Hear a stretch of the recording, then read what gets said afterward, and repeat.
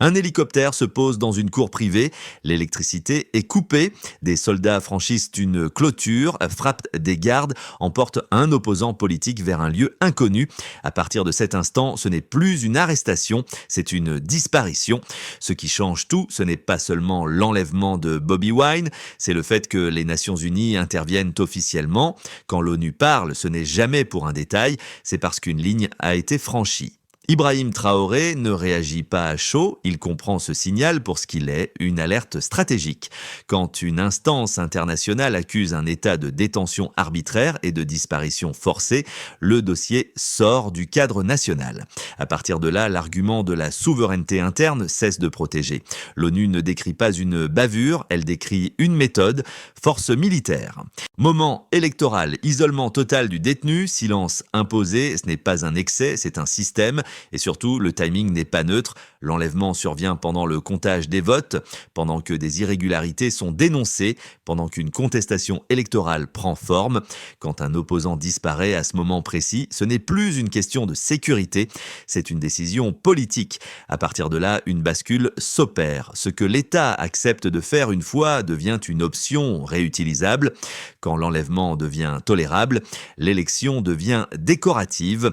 Le message implicite est clair. Les bulletins peuvent être annulés par des bots, la loi peut être suspendue par un retort, l'ONU nomme cela sans détour, violation grave des droits fondamentaux, et quand ce langage apparaît, les conséquences ne sont plus théoriques. Sanctions, isolement, judiciarisation internationale. Ce dossier ne concerne plus un homme, il concerne ce que l'Afrique accepte de normaliser. Et une fois que le monde regarde, le silence devient un choix. Quand les Nations Unies parlent de disparition forcée, ce n'est pas une formule morale, c'est une qualification juridique. Et une fois ce mot prononcé, le terrain change. Ibrahim Traoré le sait, ce vocabulaire n'apparaît que lorsque les preuves sont déjà verrouillées. Vidéo, témoignages, chronologie, chaîne de commandement, rien de spontané, tout est traçable. L'hélicoptère n'est pas un symbole, c'est un message de puissance verticale. Il ne frappe pas une foule, il cible un individu précis à un moment précis pour un effet précis. Faire taire. Quand l'électricité est coupée, ce n'est pas pour désorienter, c'est pour isoler. Quand les gardes sont neutralisés, ce n'est pas pour se défendre. C'est pour éliminer les témoins. Quand aucun mandat n'est présenté, ce n'est pas un oubli, c'est une décision. À ce stade, le pouvoir ne teste plus la loi, il la contourne. L'ONU ne s'arrête pas à l'acte, elle regarde le contexte. Et le contexte est explosif, un scrutin contesté, un opposant qui parle, une population qui attend. Dans ce cadre, enlever Bobi Wine revient à suspendre le processus démocratique sans l'annoncer. Pas de coup d'État visible, pas de chars dans la rue, juste un silence imposé au point exact où la contestation pouvait s'organiser. C'est là que l'affaire devient continentale, parce que si cette méthode fonctionne une fois, elle devient un modèle. Un modèle discret, exportable, nié publiquement, reproduit officieusement. Traoré ne parle pas d'un homme, il parle d'un précédent. Quand un État comprend qu'il peut neutraliser un adversaire sans procès et survivre diplomatiquement, la tentation devient structurelle. À partir de là, l'opposition ne débat plus, elle calcule le risque de disparaître, et quand ce calcul s'installe, la démocratie cesse d'être un mécanisme, elle devient un décor fragile. L'ONU, en intervenant, ne protège pas seulement Bobi Wine, elle envoie un avertissement à tous les régimes tentés par cette dérive. La question n'est plus « ont-ils le droit ?», la question devient « qui sera le prochain ?» Et surtout, qui laissera faire ? À partir du moment où l'ONU évoque des sanctions et la Cour pénale internationale, le dossier cesse d'être symbolique. Il devient coûteux. Ibrahim Traoré comprend une chose essentielle, les conséquences ne tombent jamais d'un coup, elles s'accumulent, elles encerclent. D'abord, l'isolement. Personne ne l'annonce officiellement, mais les invitations se raréfient, les partenariats ralentissent, les portes se ferment sans bruit. Ensuite, la personnalisation de la responsabilité.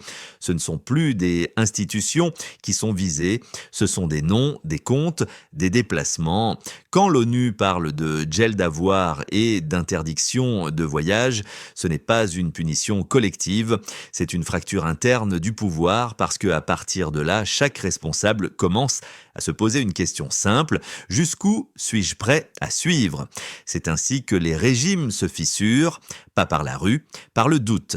Mais le point le plus dangereux n'est pas international, car il est domestique. Quand un État enlève un opposant sans l'assumer publiquement, il envoie un message contradictoire à sa propre population. Il affirme être fort, mais il agit comme s'il avait peur. Et cette peur est visible. Les jeunes regardent, ils comprennent que le vote ne protège plus, que la parole expose, que la loi ne fait écran que tant qu'elle arrange. À partir de là, deux chemins apparaissent, soit la résignation, soit la radicalisation.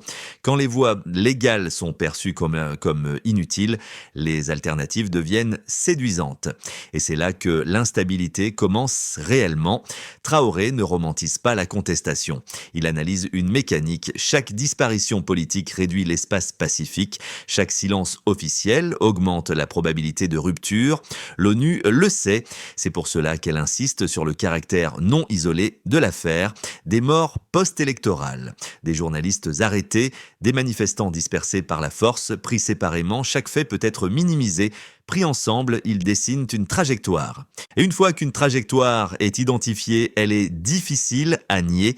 Ce qui est en jeu n'est donc pas seulement la libération d'un homme, c'est la question suivante: jusqu'où un pouvoir peut-il aller avant que le coup dépasse le contrôle?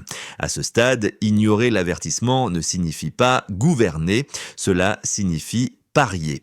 Et tous les paris ne se gagnent pas. À ce point précis, le silence devient une stratégie, pas une absence de réponse, un calcul. Ignorer l'ONU, ce n'est pas nier ses mots, c'est tester ses limites, mesurer jusqu'où le monde est prêt à regarder sans agir. Ibrahim Traoré ne décrit pas un dirigeant isolé, il observe un mécanisme de pouvoir ancien. Gagner du temps, user l'attention, transformer l'indignation en fatigue, car l'ordre international fonctionne aussi à l'épuisement. Chaque jour sans réaction ferme normalise l'anormal. Chaque délai redéfinit ce qui est acceptable. C'est là que le danger s'installe. Quand un État ne révèle pas le lieu de détention d'un opposant, il ne cherche pas seulement à le faire taire, il teste la mémoire collective. Il parie que le bruit retombera avant que le coup n'explose. Mais ce pari n'est jamais neutre. À l'intérieur, les forces de sécurité observent, les juges observent, les fonctionnaires observent, et chacun ajuste son seuil moral. Quand l'ordre vient d'en haut et que la sanction ne tombe pas, l'obéissance cesse d'être exceptionnelle, elle devient routinière. C'est ainsi que les systèmes glissent, pas par un décret brutal, par une série de renoncements silencieux. L'ONU, en parlant de crimes relevant du droit international, tente précisément d'interrompre ce glissement.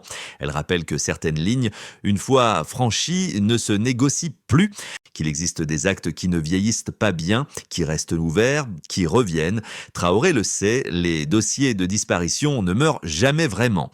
Ils s'endorment, puis ils se réveillent dans un autre contexte politique, et quand ils se réveillent, ils frappent plus fort. C'est pour cela que l'avertissement vise aussi l'avenir, pas seulement l'instant présent.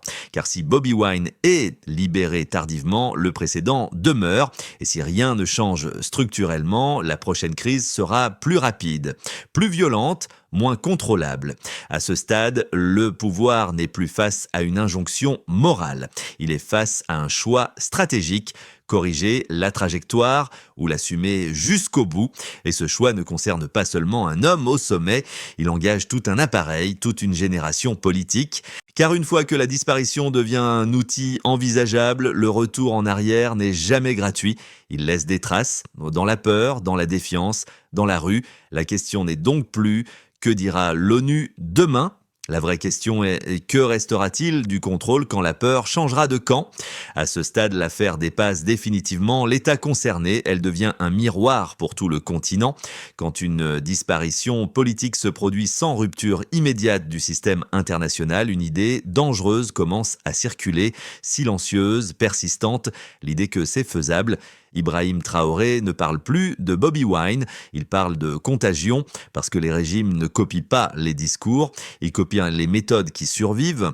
Si un leader peut neutraliser un opposant, traverser une tempête médiatique, absorber une condamnation verbale et rester en place, alors cette option entre dans la boîte à outils du pouvoir, pas comme une exception, comme une réserve. C'est là que l'Afrique se retrouve face à elle-même. Chaque silence régional devient un signal, chaque prudence diplomatique devient une permission indirecte.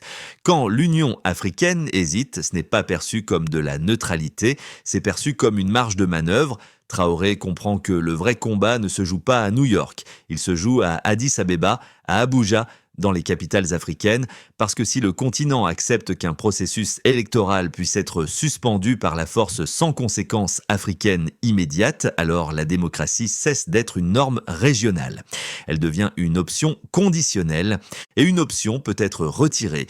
L'argument du développement, souvent invoqué pour relativiser les abus, perd ici toute crédibilité, car aucune route, aucun barrage, aucun indicateur économique ne compense un système où le pouvoir n'a plus besoin de convaincre, seulement d'imposer. À partir de là, la logique change.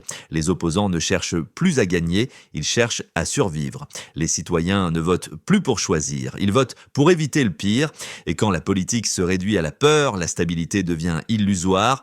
Traoré ne propose pas une croisade morale, il pose une équation froide. Plus la répression est banalisée, plus le coût futur est élevé. Parce que chaque génération observe la précédente, elle apprend ce qui est toléré. Elle ajuste ses limites. Si la disparition devient un outil politique acceptable aujourd'hui, demain la contestation ne sera plus pacifique. Elle sera clandestine, fragmentée et donc plus imprévisible. C'est pour cela que la question posée par cette affaire n'est pas « Bobi Wine doit-il être libéré ?» La vraie question est « Quel type de pouvoir l'Afrique est-elle prête à normaliser ? Un pouvoir qui accepte le contrôle ou un pouvoir qui le contourne, un pouvoir qui dialogue ou un pouvoir qui neutralise ?» Car une fois que le précédent est installé, il ne touche pas seulement les dirigeants, il transforme les sociétés. La méfiance remplace l'espoir, la ruse remplace la participation. La colère s'accumule sous la surface et l'histoire montre une chose constante. Les systèmes qui gouvernent par la peur gagnent du temps, mais ils perdent l'avenir. À ce stade, l'inaction n'est plus une absence de décision, c'est une décision en soi. Et elle engage tous ceux qui regardent sans parler. À partir de ce point, 3 trajectoires se dessinent. Aucune n'est neutre, aucune n'est sans coup. Première trajectoire, l'avertissement est accepté. Bobi Wine est libéré. La pression retombe partiellement, mais même dans ce scénario, rien ne revient à l'état initial. La libération ne gomme pas l'acte. Elle reconnaît implicitement qu'une ligne a été franchie et qu'elle ne pouvait pas être tenue. Dans ce cas, le pouvoir sauve du temps, pas de la confiance. Les citoyens retiennent une chose: le rapport de force a fonctionné. Deuxième trajectoire, l'avertissement est ignoré, le silence devient prolongé, la normalisation s'installe. Les sanctions arrivent rarement comme un choc brutal, elles arrivent par couches, par restrictions ciblées, par mise à l'écart progressive. L'économie absorbe d'abord, puis elle répercute, et quand la pression atteint la population, le pouvoir accuse l'extérieur, c'est un schéma connu, mais il ne stabilise jamais durablement, parce qu'à l'intérieur, la peur ne disparaît pas, elle change de forme. Elle devient rage contenue. Troisième trajectoire, la plus dangereuse. L'affaire s'enlise, ni libération claire, ni condamnation décisive. C'est le scénario de l'érosion. Dans ce cas, l'opposition comprend que parler est inutile, le pouvoir comprend qu'agir dans l'ombre est possible, et la société comprend que la règle est devenue floue. Quand les règles deviennent floues, chacun improvise, et l'improvisation politique est toujours instable. Ibrahim Traoré n'annonce pas l'avenir, il met sous pression le présent, parce que chaque jour, sans clarification, renforce la pire option, celle où plus personne ne croit au cadre commun. La démocratie ne meurt pas toujours par un coup d'État, parfois elle se dissout, dans l'attente, dans le flou, dans la peur d'être le prochain. À ce stade, l'enjeu dépasse les institutions, il touche la psychologie collective. Quand un peuple apprend que la disparition est possible, il ajuste ses rêves, il réduit ses ambitions, il intériorise des limites invisibles, et ces limites sont plus efficaces que n'importe quelle répression ouverte. C'est pour cela que cette affaire est un point de bascule, pas parce qu'elle est spectaculaire, mais parce qu'elle est pédagogique. Elle enseigne ce qui est permis et ce qui ne l'est plus. La question n'est donc pas seulement quelle décision sera prise. La vraie question est quelle leçon sera retenue. Et cette leçon façonnera la prochaine décennie politique. À ce stade, le regard se déplace. Il ne se fixe plus uniquement sur le pouvoir, il se tourne vers ceux qui observent, les partenaires régionaux, les dirigeants voisins, les institutions africaines, car l'histoire montre une constante. Les précédents ne s'imposent pas par la force seule, ils s'imposent par l'acceptation silencieuse. Ibrahim Traoré réduit progressivement la place du nom propre, parce que le vrai sujet n'est plus un homme, c'est un écosystème politique. Quand une disparition politique survient et que les capitales africaines restent prudentes, le message est décodé immédiatement, pas comme de la diplomatie, mais comme une tolérance conditionnelle. Cela crée une hiérarchie implicite. Certains abus sont condamnables, d'autres sont négociables. Et une fois que cette hiérarchie existe, elle structure les comportements. Les dirigeants comprennent qu'il n'existe pas de ligne rouge continentale claire, seulement des lignes mouvantes, adaptables aux rapports de force. Les oppositions, elles, comprennent autre chose, qu'elles ne peuvent compter ni sur la loi seule, ni sur la solidarité régionale automatique. Elles doivent recalculer. C'est ainsi que la politique se durcit, pas par idéologie, par anticipation. Quand l'espace civique se rétrécit sans réaction collective, les stratégies changent, la modération devient un risque, la visibilité devient une faiblesse, et à long terme, ce sont toujours les sociétés qui paient à ce déplacement.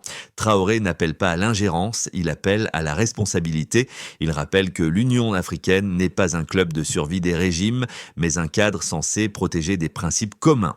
Quand ces principes ne sont pas activés, ils perdent leur valeur dissuasive, ils deviennent décoratifs, et un principe décoratif n'arrête rien.